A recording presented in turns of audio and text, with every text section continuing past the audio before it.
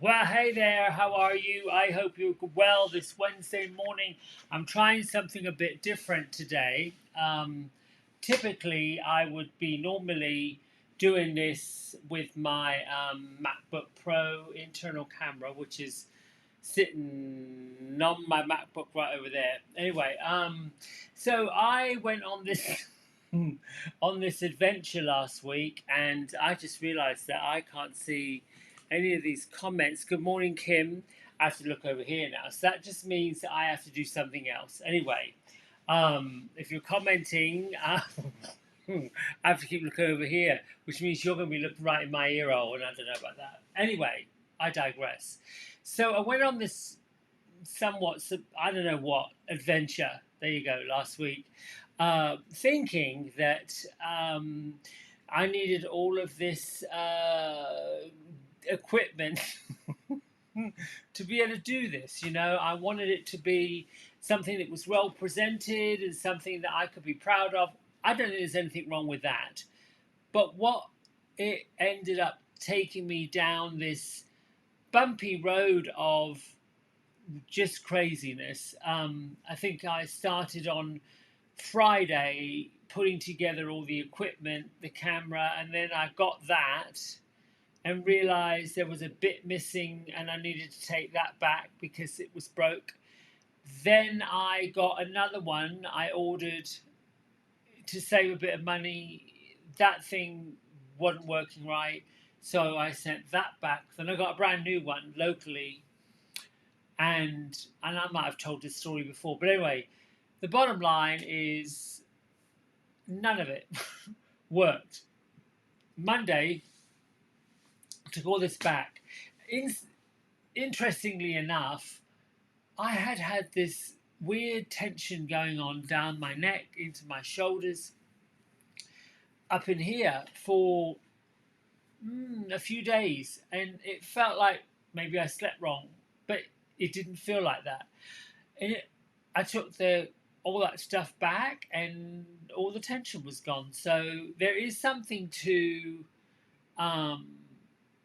the theory that when you're not at ease mentally, emotionally, you're not at ease physically. That I now know for sure, that if something's off, the physical body is going to be just as off as the emotional, mental body, which leads me to the subject I was going to talk about today, which is just because you can, right? Does that mean that you should? And do you do it anyway? I think we can all go down that bumpy road of choice, and the choices that we make are usually based on something that we see that we think we need, or something somebody else tells us that we need, or for some other reason. There's a reason we make the choices. Now, the other part of it is just because you can. A lot of people don't think they can. They're not sure they can. So I kind of dug into that a bit more to find out, well, what does that even mean? This word, can I, can't I, should I, shouldn't I? And I came up with, well, what does the word I can really what does that conjure up? I can do this, I can do that. It's really the ability, knowing that you can, and being open to it, and lighting the fire, and then really taking action to go do something. I can do it is action. Let's go, let's do it. And there's a lot of confidence, there's a lot of energy behind that word I can. Then the thing came up with, a lot of folks say, well, I shall do that, I shall do this, or I should do this, I should do that. That's not a commitment. And that's something that lands in the word of maybe and perhaps and let me see and I'm not sure. So that's very loose, it's non-committal. The challenge with that is it doesn't go anywhere. It's not landing in, yep, I'm going to do it. No, I'm not going to do it. And I'm all for grey areas, and I'm all for flexibility for sure. Nothing's really black and white, and or it's just all a mishmash of a blending. Then it led me to, okay, so if you can do it, Does it mean you should do it? That's the part, the should. Doesn't mean just because you can, doesn't mean you should. So just think about areas in your life where you knew you could do something, and then you have to question whether or not you should. Like I knew I could go get all that camera equipment, put it all together, and make all this look great, but should I do it? What would be the point? There is always something underneath everything that we do, think about, are, want to do. There's always something underneath. The idea of can do it, should do it, would do it, will do it, all of those things that are not really anything at all, because most people go do it, go do it, no big deal. But if it's based upon something that is not quite right, good morning, Anna Joe. If it's based upon something that's not quite right, or it doesn't sit right, and we all have that, we have this ability in all of us to say, well, I'm not sure I should do this, or I'm not sure I should do that. And what I know about myself, I'll go outside and ask all kinds of people. Those of you who know me know I can become quite, I can tear myself into quite a frenzy making the most simplest of decisions. And there's always something underneath it. What came up for me when I did all this is we live in a world of two opposites: get the job done or fail. And there's where the challenge is. We are living in wanting to get the job done, but being trapped by the fear of failing. And the failure is the piece that's underneath it. This idea that if we had something, got something, went somewhere with someone, experienced something, that somehow it would be better, or we would look better, or we would feel better.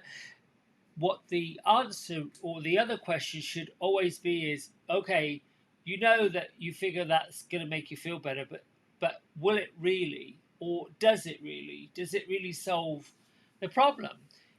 Then that leads you to the third thing: would you do it anyway? If you knew it really wouldn't solve the problem, or you knew that it wouldn't be that much different if you did it, or you knew that the same issue that you've been having would be there at the end of whatever decision you made, whether it was camera equipment, a car, a house, a relationship, the decision to move, the decision to leave a job, get another job.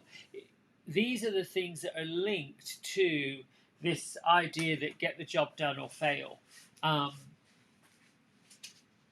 There's a deeper part to it, in so much that many of us live our lives in plain sight, but the fact is we're hiding a lot of stuff, hiding behind just stuff that we are not willing to look at. The truth that we are all simple individuals, or that we feel like we want to be more than what we really are. I think folks who spend a lot of time on material things, I've been guilty of that, are covering up something, they're hiding something, and that something might be having a fear of getting it wrong, or having a fear of not looking good, or having a fear of not looking right. It's all linked. It's all linked into, we see something that we feel like we want to emanate, or we see someone we feel like is doing it right. Or in my case last week was, I'm looking at a lot of amazing people doing some amazing content online and putting these incredible videos together, and I felt like, wow, that's, I mean, I was impressed, and said so. I mean, I'm a big one for compliments. If someone's doing something incredibly well, I'm like, go for it. I want to know how to do it. I think for me, I like learning new things. I just don't know that I have the inner confidence to pull it off. That gets in my way, and this is what my message is for all of you today: is that don't let the fear of failure, don't let the fear of making a mess, don't let the fear of not being authentic get in your way of doing it anyway. So if you know you can do something, ask yourself how you'll feel if you achieve it, if you get it, if whatever it is you want happens. ask yourself how you feel once that happens, and then you get really a quantifiable result for, well, I'm going to do it. The other thing too is, when I was doing my hairdressing training, gosh, I'm dating myself. One of the things I learned in the simple, basic rule of hair coloring, or cutting for that matter, although cutting's a bit different.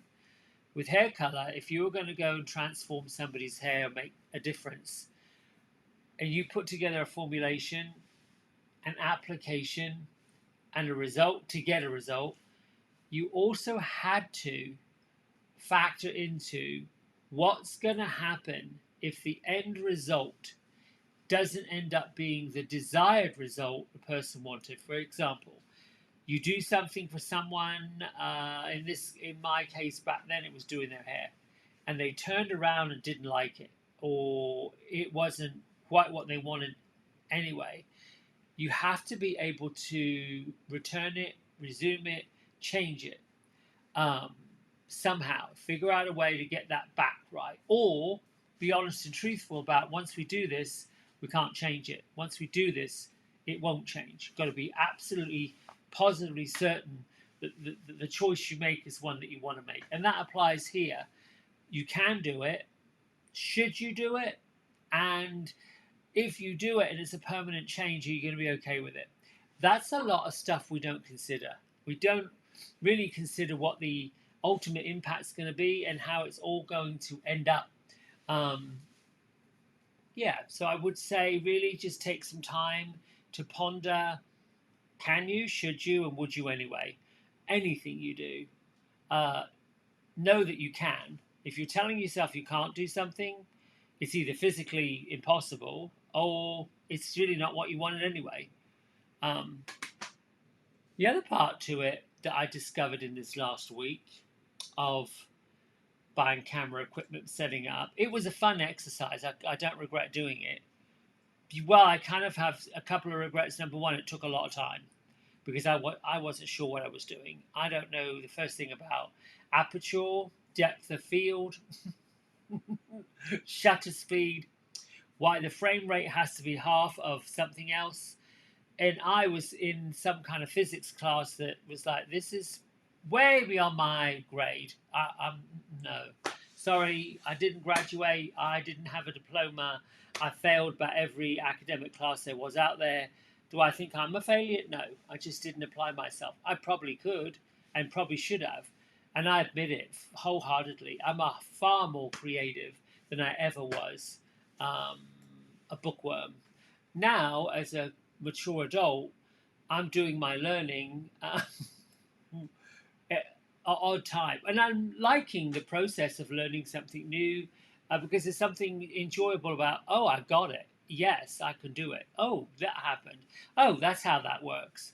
Um, I got over a long time ago the feeling that somehow I was an idiot if I got it wrong or failed. That fear went away probably in my 20s. Okay, let's get on with the message that we have. Let's see. Here we go, our book. Um, let me know in the comments below in here if you think this sort of angle and me using what is this Logitech 4K Pro camera. It came with this mount that flopped on the top of the laptop. I didn't like that much. It kept falling all over the place. So I put it up on the spigot thing that holds it firm. But I just don't know. I'm sort of in my head thinking, I like it. The coloring is better. It's easier to control than the built-in MacBook one.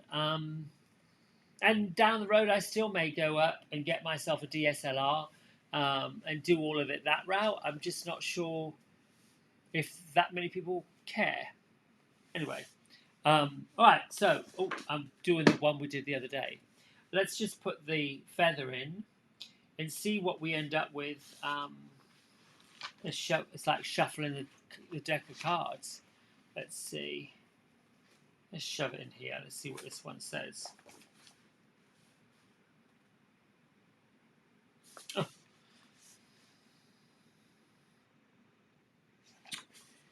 September 14th. Isn't that today? Oh, no. That was Monday. Wow. Okay. Powerlessness. There's power in powerlessness. Sometimes we can't help ourselves, no matter how hard we try, no matter how deeply we feel we should be doing things differently, no matter how committed we are to personal responsibility, free will, self actualization, and self determination. Sometimes we simply cannot help ourselves. Don't know why that makes me chuckle.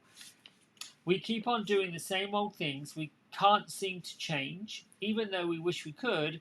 It doesn't mean that we aren't responsible, doesn't mean we aren't accountable. It means simply that for the present moment we can't change, can't help ourselves, can't do it differently. Many of us have discovered the truth in these moments. There is even power in powerlessness. There is power in admitting powerlessness. By voicing the problem, by accepting the powerlessness you are bringing, attracting help. Ask for help you need, admit and accept your powerlessness. That's hard to do for a lot of people. It's hard to do for me. I'd have to work on that. Be gentle with yourself. You are not alone in your problem, your powerlessness, or your search for a solution. Let love lead the way to the answer you seek. That leads me to something I heard from someone who's pretty brilliant, a famous person. I can't think of their name right now, but what they said was they couldn't have done whatever they did by themselves on their own. That we all need other people to help us move forward and transform. And I couldn't agree more. I am constantly challenging folks who would say something about how unkind everybody is, how nasty everybody is, how rude everybody is, how this everybody. It's usually a negative. It's a judgment. It's a comment to generalize um, the culture and the world we live in. And I had to take a step back and say, well, it's a bit like the naughty child in the store that doesn't want to behave and is kicking up a fuss. One naughty child is making things challenging for a lot of other people. And the same impact goes to the shopper who pulls up to the checkout, and I'm talking about people who go grocery shopping. Clearly, it's an express line, and clearly, they have a lot more than 12 items in their buggy. So that one person decided that they were going to do what they wanted to do and get through the checkout line, not really paying attention to everybody else. So they were not thinking about how this impacts everyone. Uh, I think rules are flexible, but I also feel like consideration and kindness are things that we should take into consideration. Moreover, how does it make us feel when someone isn't being kind or isn't being considerate or is just not following along to make everybody help everyone along equally? I don't know that we're ever going to live in an equal society. I don't know we ever have lived in an equal society. And I think that's because humans are very different from one another, raised differently, different DNA, different height, different eye color, different hair color, different skin color, different religious upbringings, different belief systems, different shoe size. All of the things about all of us are what makes us individual. I think if we took our own individual stuff, whatever that looks like, and looked at it in a way that we need to have what we have and join it with somebody that has what they have, and join it with somebody else that has what they have, and together become this powerful, unstoppable force that makes it work. I've been privileged this summer to join a few online private social media groups which study um, going online doing this kind of stuff, camera stuff, which led me to that ratchet shopping trip. It's not ratchet, it was just an experiment in what the hell. Um, but what I noticed was these folks were from all over the world. Um, Many of them, English was not their first language. And certainly technical challenges came up for every single one of us, or at least the majority. What I loved about these groups were that those who had some knowledge were willing to share with those of us who didn't. And those of us who had some content knowledge were willing to share with other people who didn't. And it didn't matter where you were from, what you looked like, what you studied. We were all there for a common goal, and that was some kind of transformation to move it forward.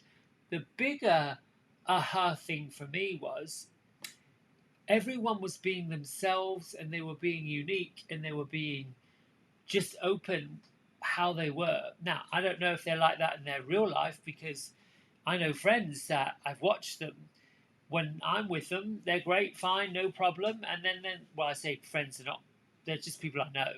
Um, when they talk to other people, there's a bit of a shift. Not much, but a bit of a shift. And I first asked myself, well, do I do that? Do I kind of shift my behavior and the way I address people, talk to people based on who that is? I would say sometimes yes. I would say, woof. When you're aware of it, you can stop the habits. But being aware of it, being aware that there's a mask or there is a sort of this whole wall persona comes up when we're either with people we don't know or people we want to try and impress. That just is, it's interesting. It's just interesting. Being truthful, authentic, and just who you are, showing up just as you are, warts and all, I think is a lot more honest. It seems to work. People get to know who you are. It doesn't matter if they like you or don't like you. They need to know who you are, other than who you're trying to be. All right, let's meditate. I don't know why I keep looking around. This seems strange to me to be sitting in front doing this. I don't know. You'll have to tell me if it's different. And I'm not sure. I'm used to having something to put my hands on. It's fine. All right, so close your eyes. I take my glasses off and get settled. For this morning's brief meditation, what I want to do is to get to the part where you listen to the voice that's inside you and let that be the flavor that you come from, like your inner wisdom. Always begin by taking a big breath in and release out. Do that a couple more times.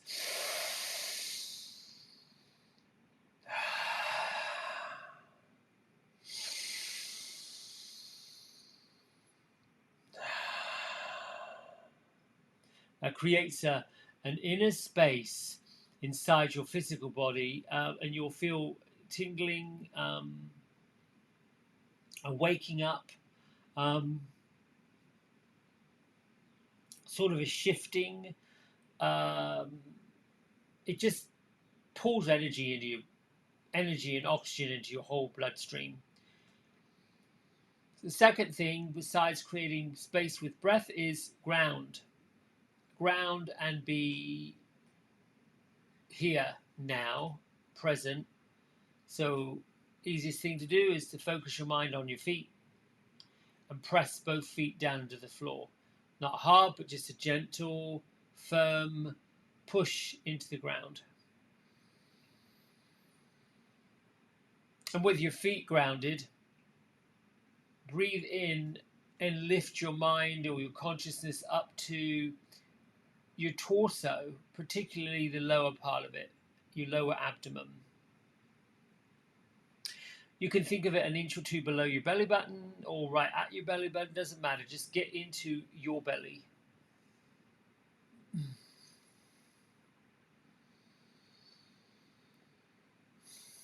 And settle your mind between your eyebrows, third eye center.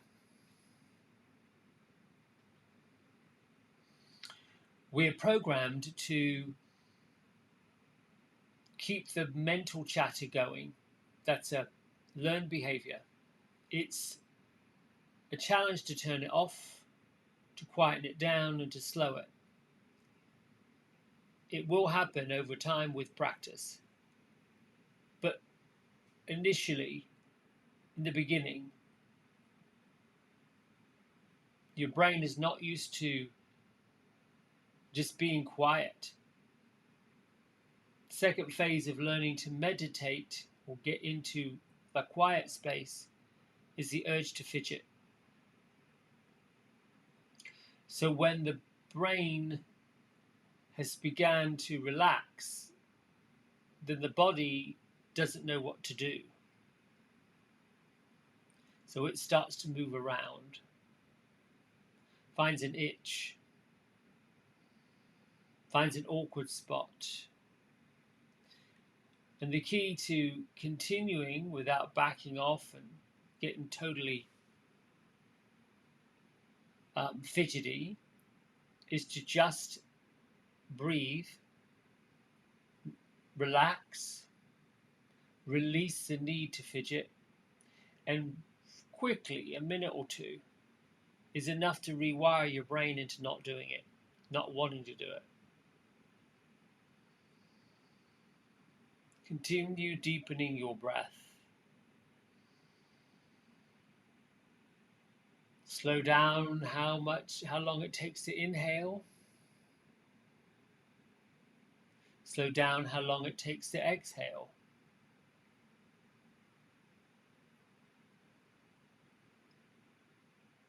With your eyes closed, look out through the center of your forehead as if they were open.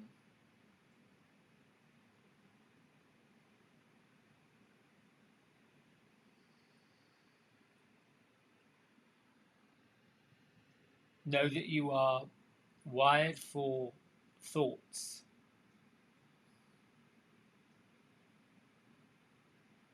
And the thoughts are connected to actions.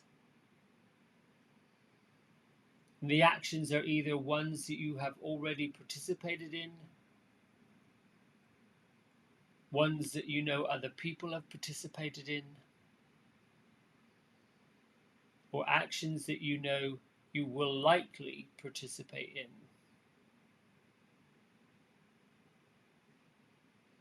Just see them, let them go.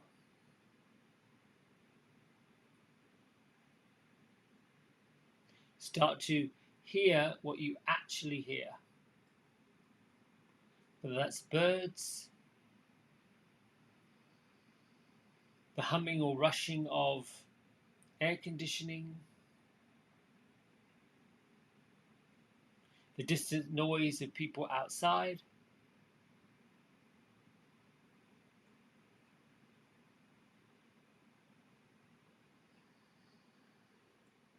just be quiet, peaceful, gentle, and still. Physically hearing what you hear, feeling what you feel, and bringing attention to inhales and exhales.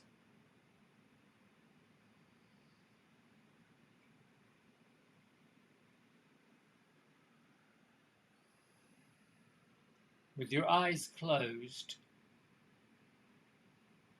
your breath, inhale, exhale, gentle. Think of a question that you would like the answer to that has not easily been found.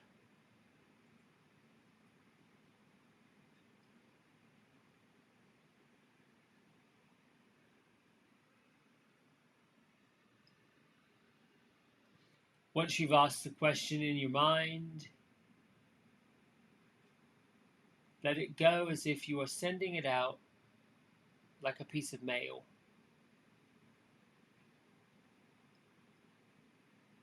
Don't look for the answer immediately. Don't look for the answer straight away. Actually, don't look for the answer. Just know that the question has been heard, the question's been out there.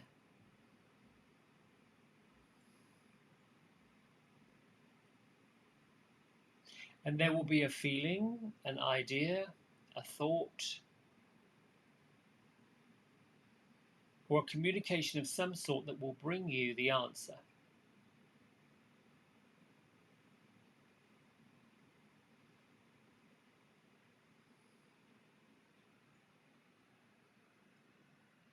Continue your breath and continue seeing through your third eye center.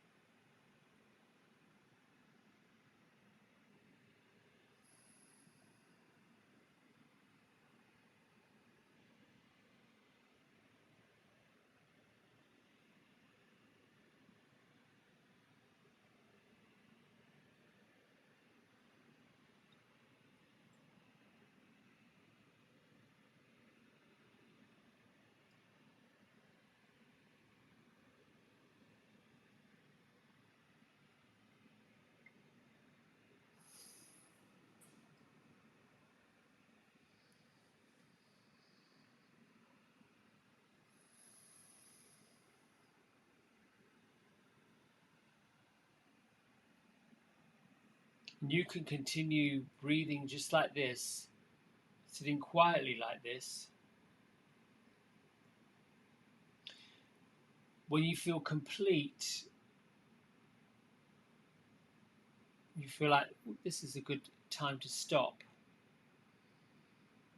Just bring your consciousness to the room and the environment you're in. Place your hands at heart center to honor your practice. Lift your thumb knuckles up between your eyebrows to honor each other and everybody else. And then together we just gently bow forward and say namaste. That's really it. I have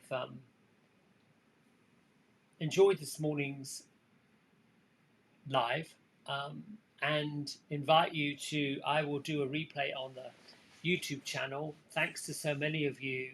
I'm up to now 69 of the subscribers. We're looking for 100 so we can get a custom URL and do more of them. And it's okay. Content is more important than how many people subscribe and watch. But I got a note this morning from the YouTube folks that the analytics were really, really positive, and I was quite blown away.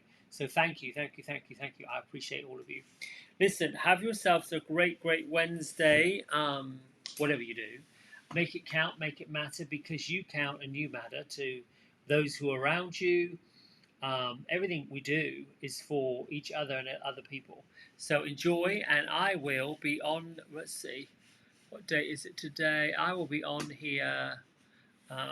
Well, my clicker again on Sunday, 11:30.